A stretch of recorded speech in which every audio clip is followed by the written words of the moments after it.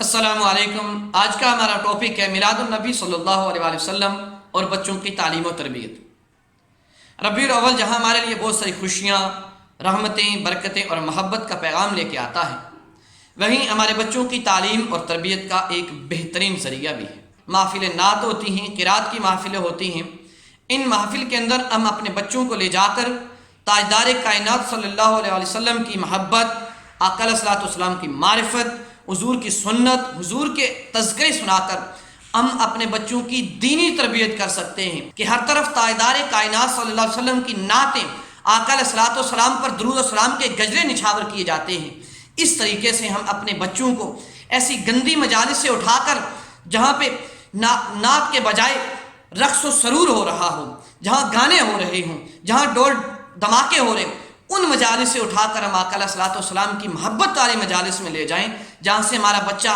دین کی تربیت سیکھتا ہے، جہاں سے ہمارا بچہ آقا علیہ الصلوۃ والسلام کی محبت سیکھتا ہے، آقا علیہ الصلوۃ والسلام کی معرفت سیکھتا ہے۔ اس لیے کہ وہاں ایک طرف تو ایسی مجالس ہو رہی ہوتی ہیں جہاں سے وہ بہت کچھ اپنے آپ کو ضائع کر رہا ہوتا ہے، وہاں ڈول دھماکے ہوتے ہیں، گانا بجانا ہوتا ہے، رقص و سرور کی محفلیں ہوتی ہیں، وہاں سے بچہ خراب ہوتا ہے، بچے کی تربیت پر اثر پڑتا ہے۔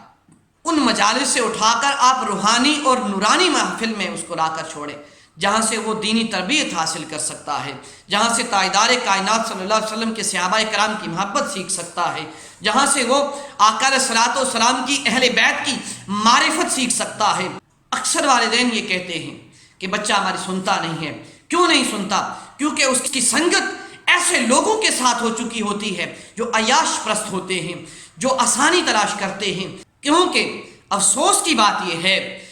کہ جہاں پہ رقص و سرور کی محفلیں ہوتی ہیں، جہاں ڈول دھماکے ہوتے ہیں، گانا بجانا ہوتا ہے، جہاں پہ عیاش پرستانہ ماحول ہوتا ہے، وہاں پر بچہ ساری رات بیٹھ کے اس کو انجوائے کر رہا ہوتا ہے، مگر جس طرف نعت کی محفل ہو، قرات کی محفل ہو، تو وہاں پہ ہمیں گنے چنے لوگ کیوں ملتے ہیں؟ یہ اس لیے کیونکہ بچے کی تعلیم، بچے کی تربیت اور بچے کو اس ماحول میں کبھی ڈالا ہی نہیں گیا کہ وہ تاجدار کائنات صلی اللہ علیہ وسلم کی محبت سیکھ سکے، تاجدار کائنات صلی اللہ علیہ وسلم کی معرفت حاصل کر سکے۔ اس لیے بچوں کو ربیع الاول کے اندر ان کو نعت سکھائیں، ان کو اپنے گھر کے اندر چھوٹی چھوٹی محافل کا انعقاد کریں۔ اگر آپ زیادہ نہیں کر سکتے تو آدھا گھنٹہ بیٹھ کے درود و سلام پیش کریں، درود و سلام کے پاس بچے کو بولیں بچے نعت پڑھ دے، بچہ تلاوت کر دے، اور ایک ماحول ایسا کریٹ کریں کہ بچہ دین کے ماحول کے اندر ایڈجسٹ ہو جائے۔ آج کا یہی مختصر سا پیغام اپنی دعا میں یاد رکھیے گا۔ اگر اچھا لگے تو پلیز اس کو شیئر کر دیں۔